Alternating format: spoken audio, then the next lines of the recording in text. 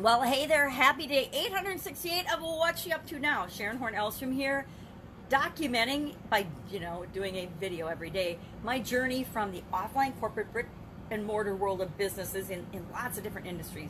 Over a quarter century in corporate America, working for some of the biggest corporations on the planet and some family-owned, all different sized businesses and corporations, working in corporate America, working for other people, while alongside of that, for like 47 years, I've been building and leading and growing different types of businesses in different industries.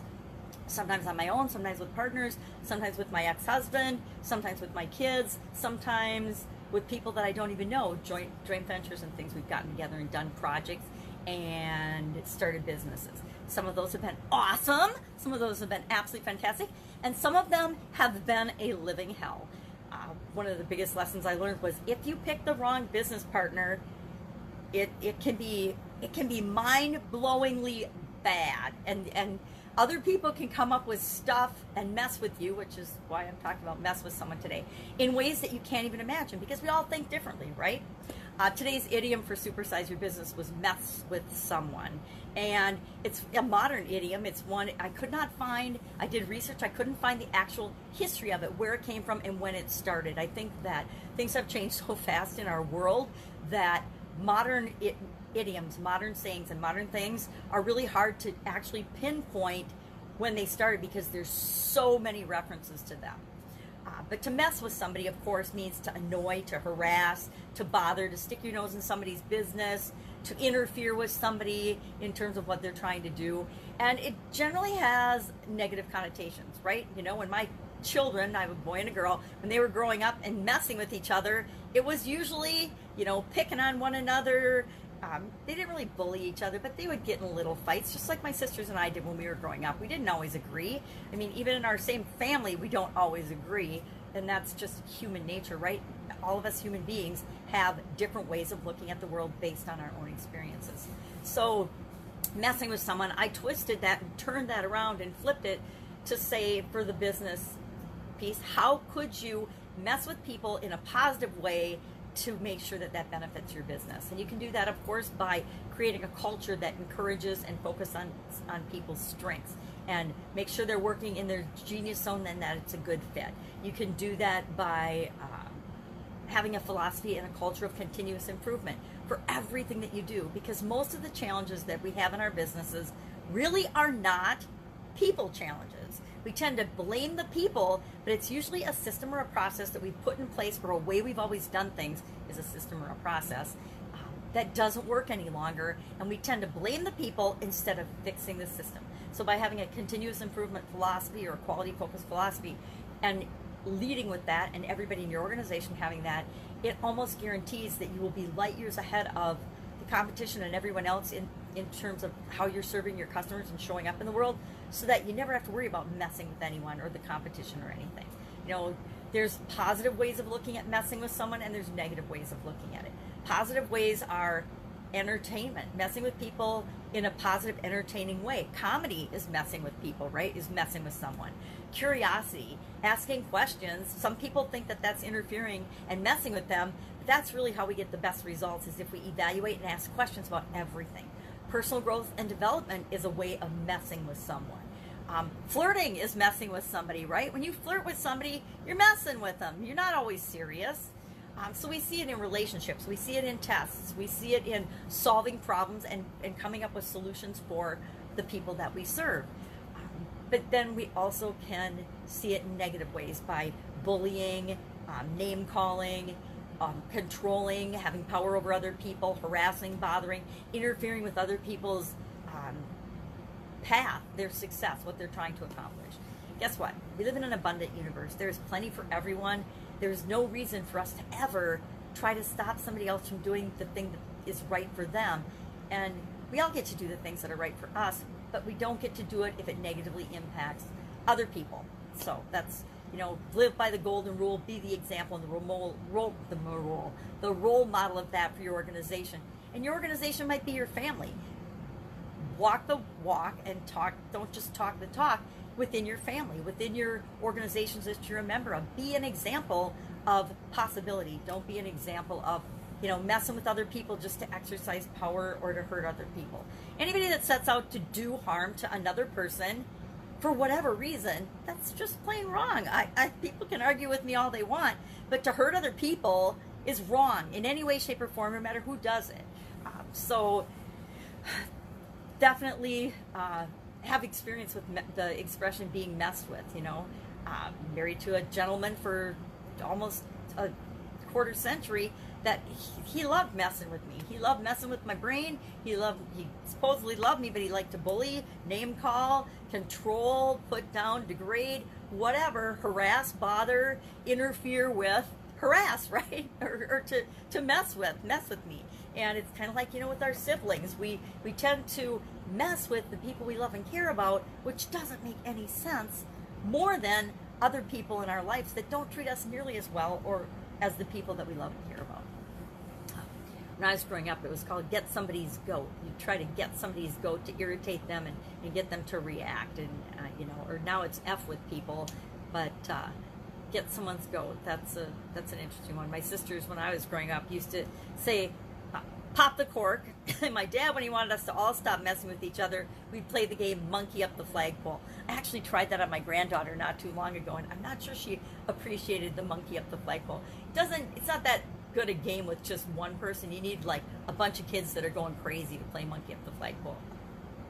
So messing with someone. It's Sunday. I'm not messing with very many people today. Probably not messing with anybody today. We're still doing a little bit of physical distancing in my area. Not a whole ton, but some. But for some of us, we are personally physically distancing because we know that we are more at risk than other people if we get sick. Now, it's not just COVID-19. I do it all the time with just the regular flu. Because when I get sick, I get really sick, and I have a compromised immune system like so many others. Not super compromised, but compromised enough that I don't want to get sick. And so I'm going to continue to be vigilant and do what I do. I actually did read the CDC recommendations today, which were like interesting but not very helpful. Go outside. We've been doing that all along. Wear masks if you go inside. Yep, been doing that too. But I'm just not going very many places. And that is by choice. I don't need politicians to tell me to take care of myself. I like to think it's common sense, but then again, it doesn't seem like common sense right now in our country and in the world is very common anymore. And who's to decide what is or isn't common sense? Common sense to me might not be common sense to you at all. So working on that. Get Up and Go Challenge, our 40-day Get Up and Go Challenge is on day 14 today.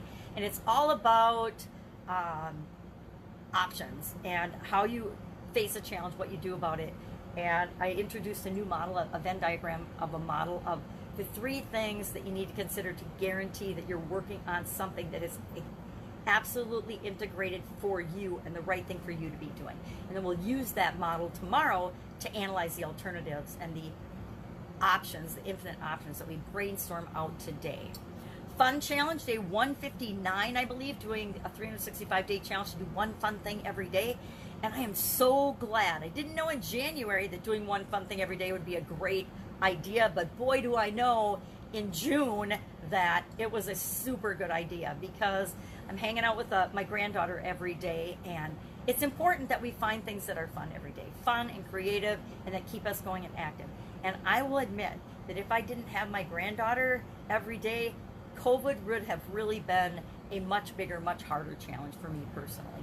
So focus on what is working, what you can do, what you're grateful for, and go out and have an absolutely amazing day. If I can help you in any way, ask in the comments below. Otherwise, I'll see you tomorrow with another update. I'm actually working on a branding masterclass and a branding coaching program, not for myself, but I'm taking someone else's right now for the Get Up and Go Challenge to figure out how to get that out there, how to brand that, how to share that with people. And I'm kind of killing off Pajama Grandma. Don't know if you've noticed, but not showing up in my pajamas anymore, not saying, hey, my name is Sharon Horne-Ellstrom, also known as Pajama Grandma. I've kind of just stopped doing that as I transition and grow. And guess what? As I actually be 100% more of me. Pajama Grandma is definitely me. It's so me. It's kind of scary, but it's also just a part of me. And it's a part of me that not that many people can relate to. Now, I think over the last few months, a lot of people could relate to it, but not in the way that I wanted. I wanted people to think of Pajama Grandma as the ultimate freedom to do what you want, when you want, where you want, with whomever you want, wearing whatever you want.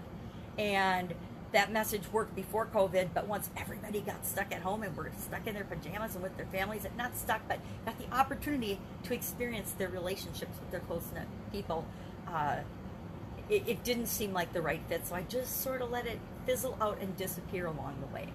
So I need a new name for my podcast, people. I've got 3,100 episodes in there now, and that sounds like a lot, but if you do them every day and you share them every day off your Facebook Lives, it's an easy way to create content. And before you know it, you've got a whole lot of content. But my number one mistake with content has been that it hasn't been focused on one thing. And I personally have resisted that, like so many others before me, and that will do the same thing after me, even though we all preach it. I didn't, as I came online, focus on one thing. Guess what? I didn't do it offline either. I always had a lot of businesses and and jobs in corporate America and things going on the side. I never was doing just one thing. And I think that was a mistake in the offline world as well as in the online world. But I was, lost in looking for my passion. I spent 25, 30 years trying to find my passion and find myself, only to discover, following my sudden cardiac arrest, that my purpose, my passion is to be the best version of myself that I can possibly be and experience this life as only I can experience, just like your purpose is to experience your life as only you can experience it. And each one of us are going to have a different journey, but the choices and the challenges and the things that we face along the way are the purpose of our life, to become the best possible version of ourselves. So that's it. Go out, have an amazing day. I'm going for a walk before I do anything else today because it looks like another gorgeous day, and I want to make sure I take advantage of it. Yesterday was a gorgeous day, and I didn't get out and do enough outside. I need to get outside every day. It's another thing that's helping me keep my COVID sanity. All right, if I can help you, ask. Otherwise, I will be with you tomorrow. Bye.